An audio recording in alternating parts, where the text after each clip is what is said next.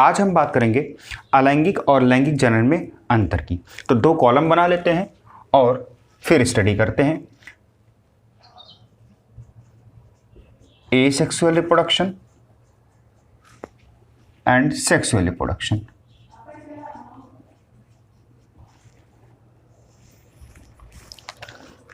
बच्चों ध्यान दीजिए, पिछली क्लास में हमने डिस्कस किया हुआ था कि लैंगिक जनन क्या है और अलैंगिक जनन क्या है। थोड़ी सी डिटेल चर्चा हमने किया था। बस उसी के बेस पर क्या करेंगे, हम इन दोनों में डिफरेंशिएट करने की कोशिश करेंगे। तो सबसे पहले पॉइंट की जिक्र करते हैं कि आप जानते हैं बच्चों, अलैंगिक जनन में युग्मकों का मिलन नहीं होता है। तो मतलब इसमें क्या निषेचन की प्रक्रिया होगी? नहीं होगी। तो इसमें क्या होगा, बिना निषेचन से नए जीव का निर्माण होगा। बिना निषेचन के नए जीव का निर्माण होता है। जबकि इसमें क्या होगा, निषेचन की प्रक्रिया होगी और निषेचन की प्रक्रिया के पश्चात ही नए जीव का निर्माण होगा। निषेचन की प्रक्रिया के पश्चात नए जीव का निर्माण होगा। बच्चों अलैंगिक जनन में जब निषेचन की प्रक्रिया नहीं हो रही है तो मतलब 2 जनकों की आवश्यकता भी नहीं है, यानी एक ही जनक क्या करेगा, नए जीव का निर्माण कर देगा। जबकि इसमें 2 जनक की आवश्यकता होती है। तो इसमें क्या होगा, एक ही जनक की आवश्यकता होती है।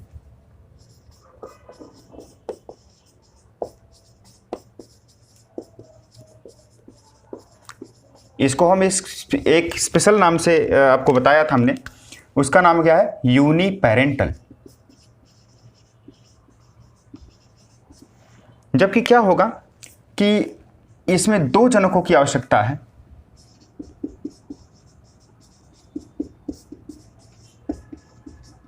कुछ एक्सेप्शन को अगर छोड़ दें तो इसमें 2 ही जनक की आवश्यकता होती है। इसी को बोलते हैं हम लोग बाई पेरेंटल।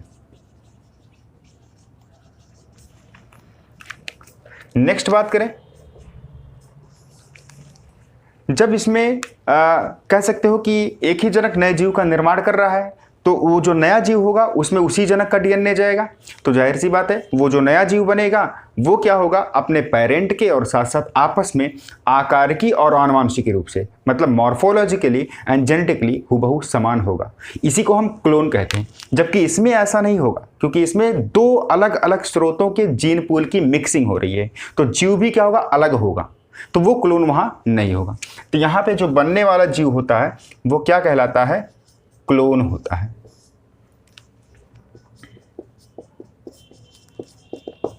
जबकि यहां पर ये क्या होगा, क्लोन नहीं होते हैं। हाँ, अगर हम बात करें जो मोनोजाइगोटिक ट्विंस है, मोनोजाइगोटिक ट्विंस मतलब एक ही जाइगोट 2 भागों में बट गया और 2 अलग जीव बन गए, तो उसमें जो 2 जीव बनेंगे तो वो क्लोन होंगे एक दूसरे के। तो उसको छोड़कर यानी except monozygotic twins. Monozygotic twins. इसके अलावा चौथी बात कर लेते हैं बच्चों, जो अलैंगिक जनन की प्रक्रिया होती है ये अनुकूल दशाओं में होती है। मतलब मौसम क्या होगा, सुइटेबल होगा, तब उस समय इसकी प्रक्रिया होगी। जबकि लैंगिक जनन की प्रक्रिया प्रतिकूल दशाओं में होती है। प्रतिकूल दशाओं में क्यों होती है, वास्तव में होता क्या है कि हम जानते हैं कि प्रतिकूल दशाओं में हमारे बॉडी में कुछ ऐसे फीचर्स, ऐसे कैरेक्टर्स होने चाहिए जो उस मौसम की मार को हम सहन कर सकें, यानी उस दशाओं में हम अपने आप को अनुकूल बना सकें। तो ऐसे नए कैरेक्टर होने के लिए हमारे पास क्या होनी चाहिए, विभिन्नताएं आनी चाहिए। और जब विभिन्नताएं आएंगी तो उसी विभिन्नताओं की वजह से क्या होगा, नए कैरेक्टर्स बनेंगे। तो हम कह सकते हैं कि ये क्या होता है, अनुकूल दशाओं में होता है। अनुकूल परिस्थितियों में। और ये क्या होगा, ये प्रतिकूल परिस्थितियों में होता है, एडवर्स कंडीशन।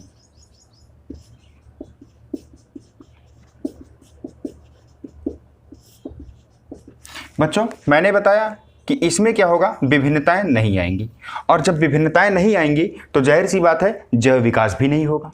यस, तो इसमें क्या होती हैं, विभिन्नताएं नहीं आती हैं।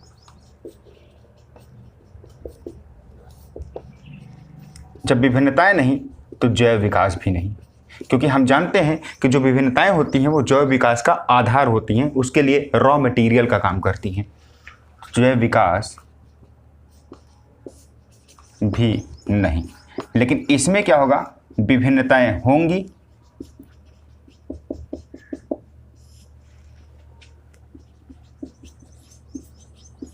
और मतलब क्या हुआ, जैव विकास होगा। जैव विकास से क्या होता है, नए नए शरीर में लक्षण बनेंगे और फाइनली एक नई जाति का निर्माण हो जाएगा। तो मतलब नई जातियों के निर्माण में भी ये सहायक होता है। मतलब आप यहां लिख सकते हैं i.e. नई जाति का विकास,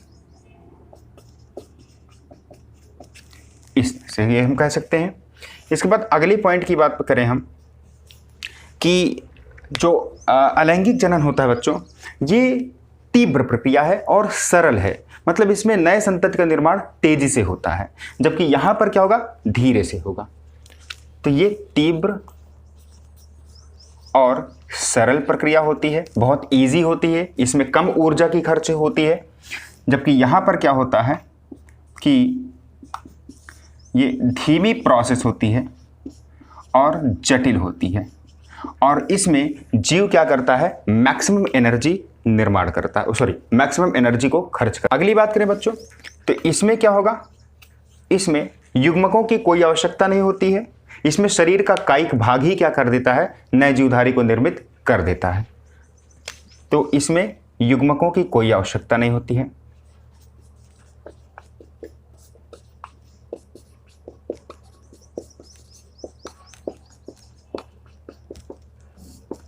कुछ एक्सेप्शन को छोड़ देते हैं, जैसे एक्सेप्शन में आ जाएगा आपका ड्रोन।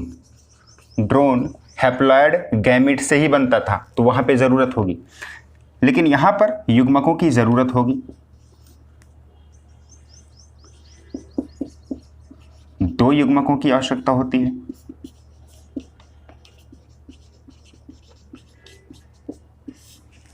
नेक्स्ट जिक्र है बच्चों, इसमें क्या होगा कि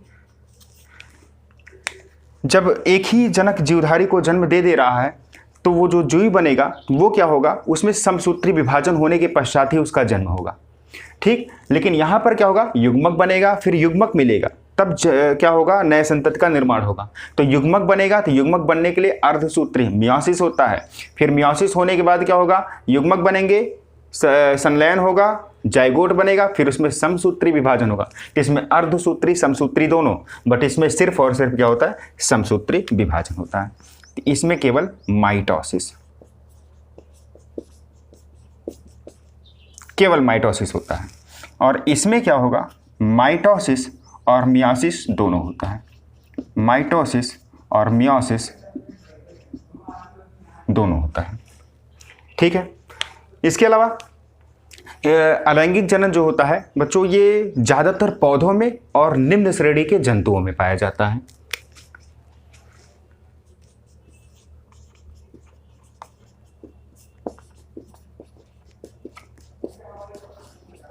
निम्न श्रेणी के जंतुओं में, जबकि ये क्या होता है, ये पौधों में और उच्च श्रेणी के जंतुओं में भी होता है।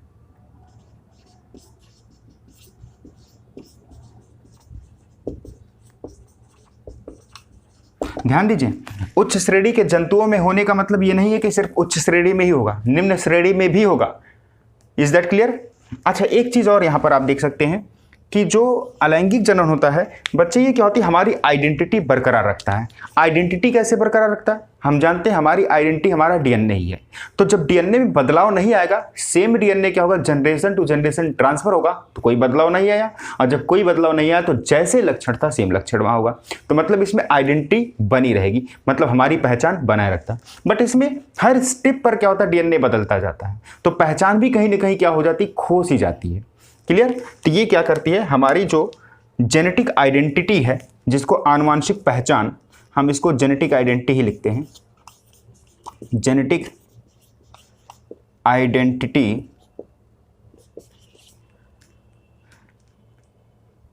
नहीं बदलती, जबकि इसमें क्या होती है, जेनेटिक आइडेंटिटी बदल जाती है।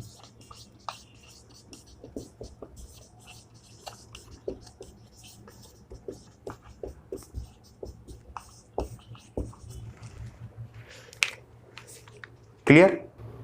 हम बात करने जा रहे हैं एसेक्सुअल रिप्रोडक्शन के टाइप्स की।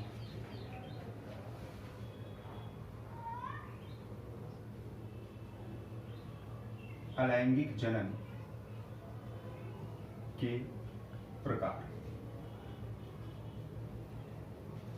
Types of asexual reproduction. बच्चों, अलैंगिक जनन के कई प्रकार होते हैं, एक एक करके नोट डाउन करते हैं, फिर उसके बारे में डिटेल डिस्कस करते हैं। सबसे पहला विभाजन, इसी को विखंडन कहते हैं, फिजन। दूसरा मुकुलन, जिसको कलिका निर्माण भी कहा जाता है, बडिंग। तीसरा खंडन यानी फ्रेगमेंटेशन।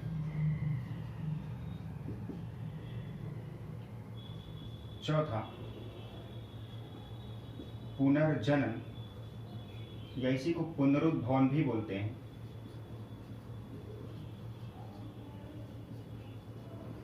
रीजनरेशन।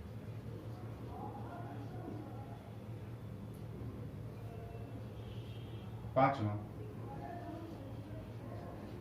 बीजाणु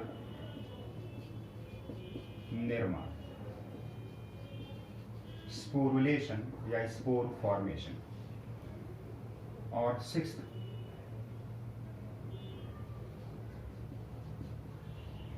कायिक प्रवर्धन,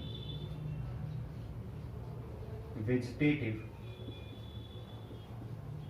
प्रोपेगेशन।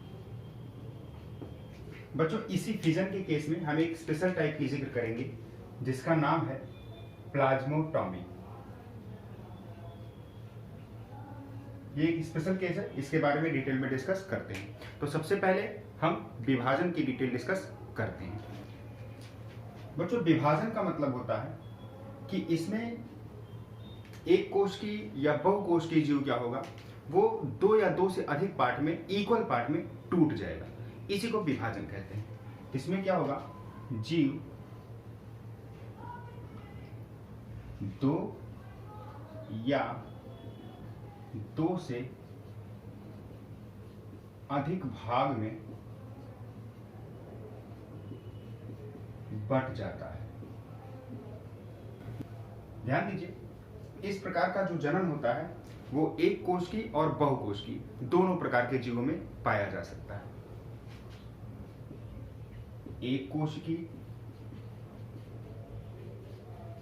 यानी यूनिसेलुलर, और बहुकोश की यानी मल्टीसेलुलर, दोनों में पाया जा सकता है। ज्यादा कॉमन एक कोश की होता है, बहुकोष्ठीय जीव में इक्का दुक्का जीव आ सकते हैं, जैसे प्लेनेरिया। Is that clear? ध्यान दीजिए बच्चों, जब मैंने बात किया कि विभाजन में जीव दो या दो से अधिक भागों में बढ़ जाता है, तो इसका मतलब विभाजन टोटल दो टाइप का होता होगा। यस, सबसे पहला जो विभाजन होता है उसको बोलते हैं द्विविभाजन यानी बाइनरी फिजन, और दूसरा होता है बहुविभाजन, मतलब मल्टीपल फिजन। ध्यान दीजिए, द्विविभाजन में क्या होता है कि ज्यादातर एक कोश की जीवों और बहुकोश की जीवों में होता है। इसमें क्या होगा, जो जीवधारी होगा वो बीच से धंसेगा और फाइनली दो भागों में, बराबर भागों में टूट जाएगा। तो इसमें जीव क्या हो जाएगा, दो बराबर भागों में बट जाएगा।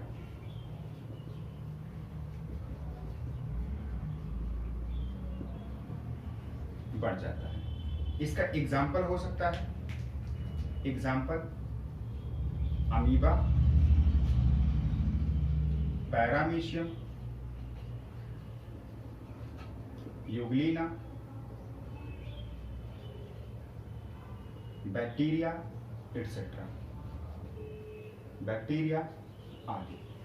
जैसे एग्जाम्पल की बात करें, मान लेते हैं हम बैक्टीरिया में रिप्रोडक्शन या एक सेक्सुअल रिप्रोडक्शन फिजन के द्वारा कराना चाहते हैं, तो इसमें क्या होगा, सबसे पहले न्यूक्लियस बीच से धंसेगा और 2 बराबर भागों में बढ़ जाएगा, इसको बोलेंगे कैरियोकाइनेसिस। और बाद में इसका कोशिका यानी साइटोप्लाज्म वो 2 बराबर भागों में बढ़ जाएगा, यानी साइटोकाइनेसिस। मींस इसमें कैरियोकाइनेसिस क्या होता है, सबसे पहले होगा फिर साइटोकाइनेसिस होगा। जैसे हम यहाँ पे एक चित्र के माध्यम से दर्शाना चाहते हैं, जैसे यहाँ पे ये कोई बैक्टीरिया है, इस बैक्टीरिया का ये है न्यूक्लियस। ये क्या होगा, सबसे पहले इसका न्यूक्लियस डिवाइड होगा या डिवाइड होना शुरू करेगा, स्टार्टिंग स्टेज, और बाद में डिवाइड हो जाएगा। और कुछ समय पश्चात इसका साइटोकाइनेसिस भी हो जाएगा, और साइटोकाइनेसिस के बाद 2 बैक्टीरिया बन जाएंगे। This is called binary fission. ध्यान दीजिए बच्चों, बाइनरी फिजन जो होता है ये कई टाइप से हो सकता है।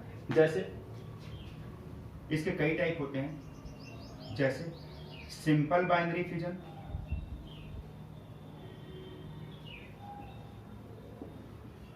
जैसे लॉन्गिट्यूडनल फिजन, इसके अलावा ट्रांसवर्स फिजन,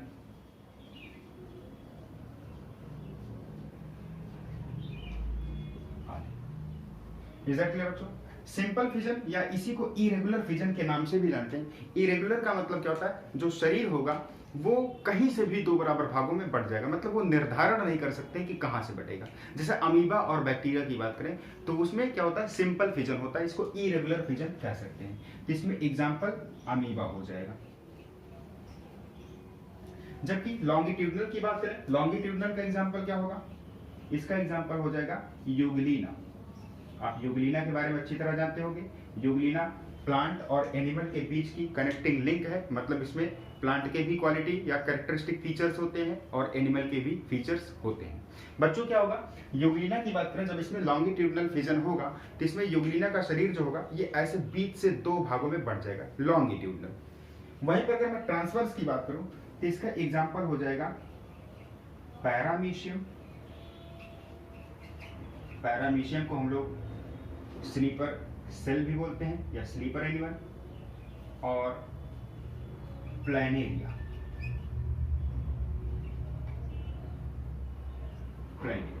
इसमें क्या होगा, इसमें जो पैरामीशियम प्लैनेरिया होगा इसमें कुछ ट्रांसवर्स तरीके से, इस तरह से अनुप्रस्थ तरीके से कटकर 2 बराबर भागों में बढ़ जाएगा। इसके अलावा एक स्पेशल केस और पाया जाता है, इसमें एक ऑब्लिक फिजन भी होता है। इसमें जीव क्या होगा, ये ऑब्लिक यानी तिरछा थोड़ा सा कटता है और 2 बराबर भागों में इस तरह से बढ़ जाता है, ये इसमें होता है। वहीं पर बात करें अगर बहुविभाजन की, तो बच्चे इसमें जो जीव होगा वो 2 से अधिक बराबर भागों में बढ़ जाएगा, 2 से अधिक बराबर भागों में बढ़ जाता है। जैसे इसका एग्जांपल हम लिख सकते हैं, एग्जांपल प्लाज्मोडियम, मोनोसिस्टिस भी हो सकता है। इसमें क्या होता है, मल्टीपल फिजन होता है। जैसे मैं प्लाज्मोडियम की केस की बात करूं तो प्लाज्मोडियम बच्चे आप जानते होंगे, प्लाज्मोडियम को मलेरिया पैरासाइट भी कहते हैं। मलेरिया पैरासाइट, मलेरिया पैरासाइट इसलिए क्योंकि क्या होता है, जब भी हमको फीमेल एनोफिलीज मच्छर बाइट करती है तो ये क्या होता है, ये प्लाज्मोडियम को हमारी बॉडी में इंसर्ट करा देती थी। और प्लाज्मोडियम क्या होता है, सबसे पहले लिवर पर अटैक करेगा और लिवर पर अटैक करने के बाद वो आरबीसी पर अटैक करता है और हमें नुकसान पहुंचाता है। इसीलिए क्या बोलते हैं, इसको मलेरिया पैरासाइट कहा जाता है। इसमें क्या होगा, इसका जो कह सकते हो सेल होता है, ये सेल जब भी बॉडी में एंट्री करेगा लिवर में या आरबीसी में, तो क्या होगा, इसके सेल का ये न्यूक्लियस है, ये न्यूक्लियस क्या होगा, कई पार्ट्स में ऐसे बट जाएगा। यानी कैरियोकाइनेसिस।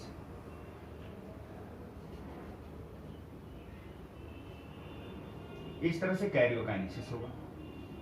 और बाद में क्या होगा, इसके चारों तरफ कुछ सेल साइटोप्लाज्म इकट्ठा होंगे और इस तरह से ढेर सारे प्लाज्मोडियम का निर्माण कर लेगा। बाद में क्या होगा, इसका ये वॉल टूटकर अलग हो जाएगा यानी फट जाएगा, और फट जाने के बाद इसके अंदर जितने भी डॉटर प्लाज्मोडियम थे वो सब बाहर निकल आएंगे।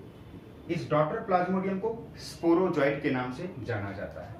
ये सब बाहर निकल आएंगे और किसी दूसरे सेल पर बाद में जाकर अटैक करेंगे। वो सेल आरबीसी का होगा या लिवर का होगा। अब हम उसी में आगे एक स्पेशल केस मैंने बताया था, प्लाज्मोटॉमी। प्लाज्मोटॉमी के बारे में जिक्र करने जा रहे हैं। प्लाज्मोटॉमी,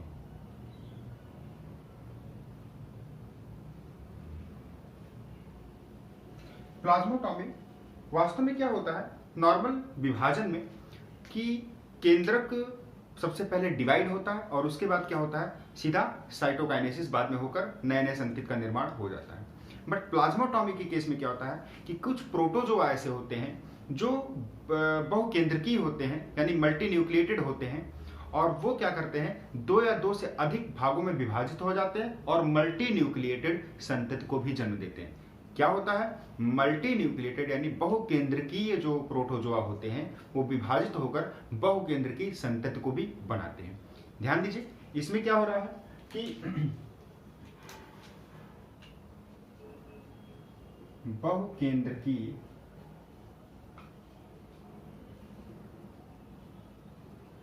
एक कोशिकीय जीव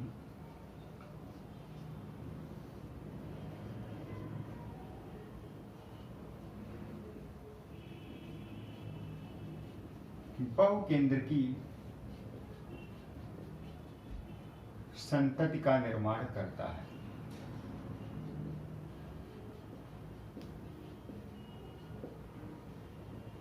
दो या दो से अधिक।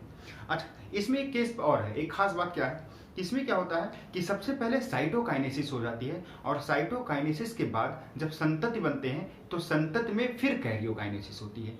तो उल्टा थोड़ा सा है।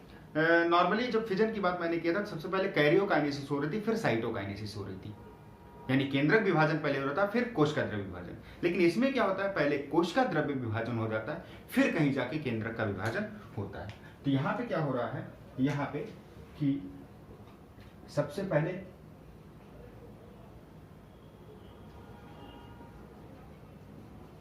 कोशिका द्रव्य विभाजन, जिसको बोलते हैं साइटोकाइनेसिस,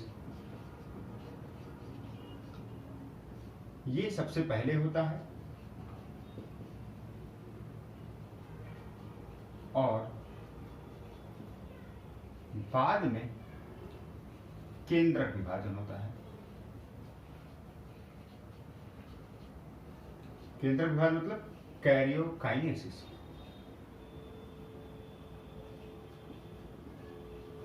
कैरियोकाइनेसिस, तो इस कंडीशन को बोलते हैं प्लाज्मोटॉमी। जैसे इसका सबसे बेस्ट एग्जांपल है ओपैलिना। एग्जांपल ओपैलिना। अगर मैं बात करूं ओपैलिना की, तो मान लेते हैं ये ओपैलिना का शरीर है ये, और इसमें ढेर सारे केंद्रक ऐसे मौजूद हैं, ऐसे इसके ढेर सारे न्यूक्लियस मौजूद हैं। न्यूक्लियस, तो बाद में क्या होगा, जब प्लाज्मोटॉमी की कंडीशन आएगी तो सबसे पहले इसका साइटोकाइनेसिस होगा,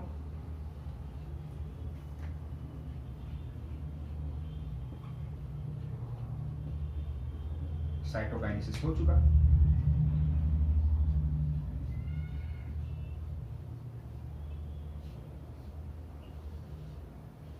इस तरह से साइटोकाइनेसिस हो गया। और बाद में क्या होगा, साइटोकाइनेसिस के बाद अब ये संतति बने हुए हैं, इस संतति में कैरियोकाइनेसिस होगा। क्यों कैरियोकाइनेसिस होगा? सपोज यहाँ पर क्या था, मान लेते हैं यहाँ पर 24 न्यूक्लियस था, अब 24 न्यूक्लियस था, तो जब ये विभाजन हुआ तो विभाजन होने के बाद इसमें 23 और इसमें 23 हो सकता है, कोई जरूरी नहीं 23 हो, अनइक्वल डिवीजन भी हो सकता है इसमें 10 हो इसमें 20 हो, कोई बात नहीं। बट जब संतति का निर्माण हो जाएगा तो वास्तव में अपने पेरेंट के बराबर न्यूक्लियस को करने के लिए अब ये अपना कैरियोकाइनेसिस करवाएगा, यानी यहां पर अब क्या होगा, कैरियोकाइनेसिस। और फिर इसके बाद क्या होगा कि ये अपने पेरेंट के समान न्यूक्लियस रख सकेगा।